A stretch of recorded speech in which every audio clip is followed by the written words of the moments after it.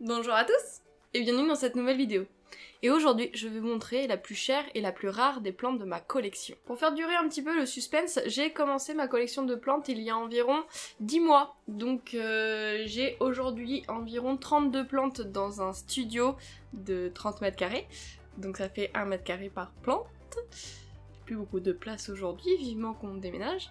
Et donc je suis très sélective par rapport aux plantes que je choisis étant donné que je n'ai pas beaucoup de place. J'ai souvent de coups de cœur et quand j'ai une plante en tête qui me fait vraiment envie, j'essaye absolument de me donner tous les moyens de l'avoir, donc que ce soit au niveau de sa future vie, donc que j'ai les bonnes conditions, et ensuite la trouver, l'acheter et la ramener. Donc la plante que je vais vous parler aujourd'hui, je l'ai achetée sur un groupe Facebook par un particulier qui s'appelle Paul, je vous mets son Instagram juste ici. Salut Paul si tu passes par ici. Et du coup c'était une plante que j'avais remarqué et qui m'avait donné énormément envie et que je ne voyais pas beaucoup de monde en avoir.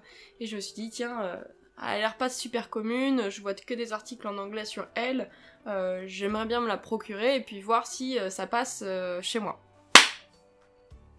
J'en ai marre des pucerons. J'en ai marre des pucerons.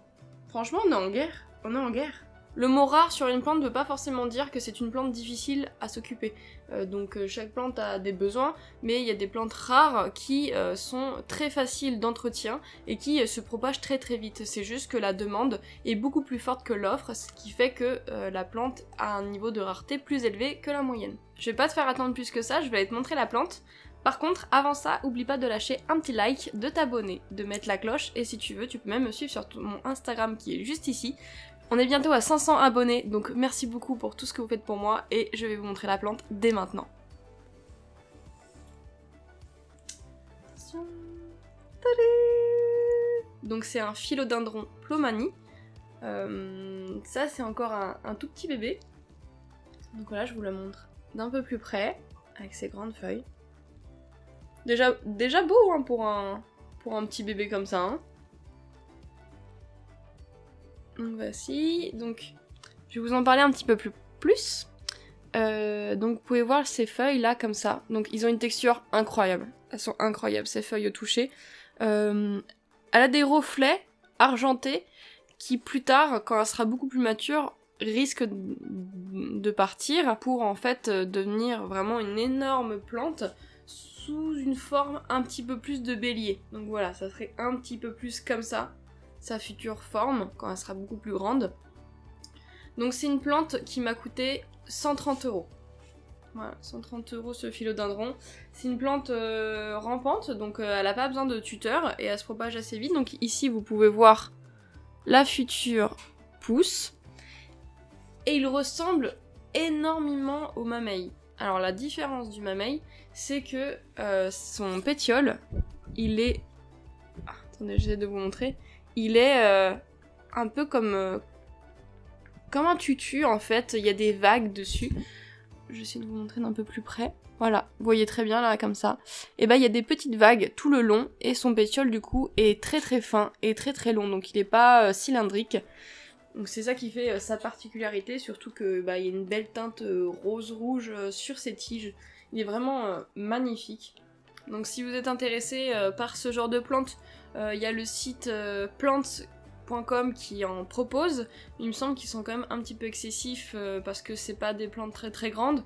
Mais en tout cas, ils en proposent et je sais qu'il y a un arrivage qui va arriver dans les prochaines semaines. Après, il y a plein d'autres sites qui en proposent, donc vous pouvez très bien aussi demander un particulier comme moi j'ai fait. J'ai pu directement aller voir la plante et puis vérifier qu'elle était en bonne santé.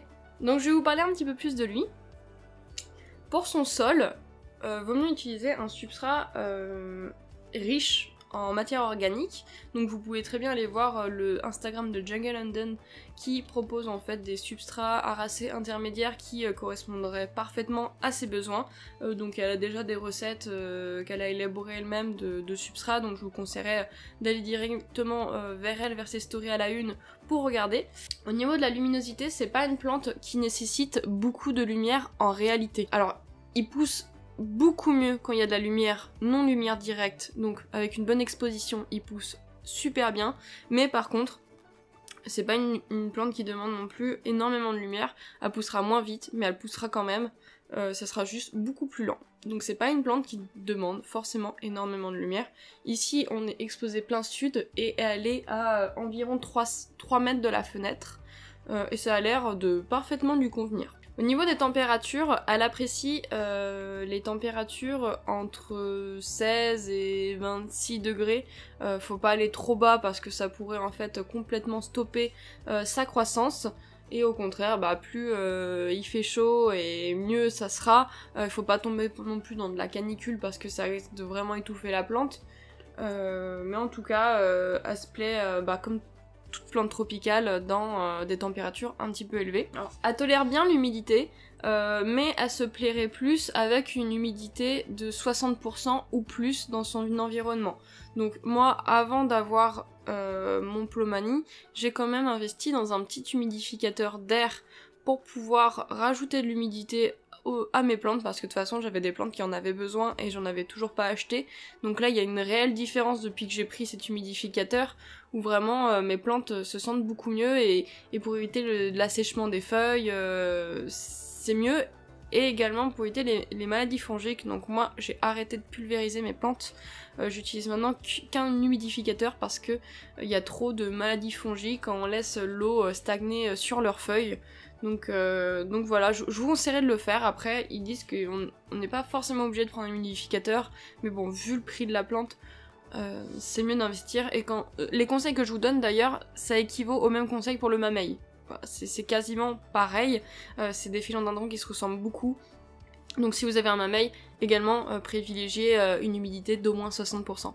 Alors pour la propagation, comme la plupart des philodendrons, à l'intérieur vous avez des nœuds. Donc malheureusement en fait vous allez peut-être pas le voir ici parce que c'est un petit bébé, il en a pas encore fait. Mais on peut voir ici que au niveau de sa pousse, c'est en train de créer un nœud. Donc quand cette plante aura une grande feuille ici, il y aura un nœud, il faudra juste couper en dessous, la mettre en eau, ou la mettre en sphène, ou la mettre en perlite vermiculite, et ensuite laisser la propagation se faire pour avoir des racines. Mais en tout cas, il se bouture assez facilement.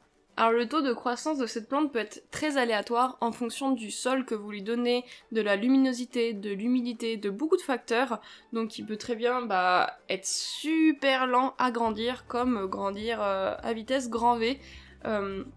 Là, comme je vous disais, c'est un petit bébé qui, du coup, a des reflets très gris, comme le mamey, sur ses feuilles, qui risque de perdre en grandissant. C'est une plante qui peut faire des feuilles qui vont jusqu'à presque 2 mètres d'envergure, donc vraiment un truc assez énorme. Donc j'ai vraiment trop hâte qu'elle devienne immense, un vrai monstre à la maison. Mais pour ça, il faut lui donner vraiment les conditions d'entretien nécessaires qu'elle demande, tout optimiser pour qu'elle puisse grandir très rapidement. Donc voilà, c'était vraiment un petit tour rapide pour vous montrer cette merveilleuse plante que les gens connaissent pas vraiment, qu'on ne voit pas souvent dans les collections. Et voilà, si vous en avez marre de voir tout le monde avoir des mamey ou des verrucrosum, allez-y, prenez un Plomanie. Enfin franchement, c'est une plante qui est vraiment merveilleuse, trop magnifique. Regardez, je vous remonte une dernière fois un petit peu ces pétioles en forme de tutu, comme j'appelle. Je trouve ça trop mignon. Et puis voilà, je vais avoir de futures plantes en fait. Maintenant j'achète en fait seulement des plantes qui me tiennent vraiment à cœur et des plantes qu'on ne trouve pas partout. Donc vous risquez de voir d'autres vidéos de ce type là sur ma chaîne. Je compte aussi faire un plan de tour de toutes mes plantes d'intérieur et également des concours Instagram pour vous faire gagner en fait parfois des boutures un peu rares. Donc là j'ai déjà du Monstera variegata de côté, donc n'hésitez pas à me suivre sur les réseaux sociaux pour suivre tout ça, je vous le remets juste ici. Et puis surtout lâchez votre plus beau pouce bleu, abonnez-vous, et puis je vous dis à la prochaine pour un plan de tour.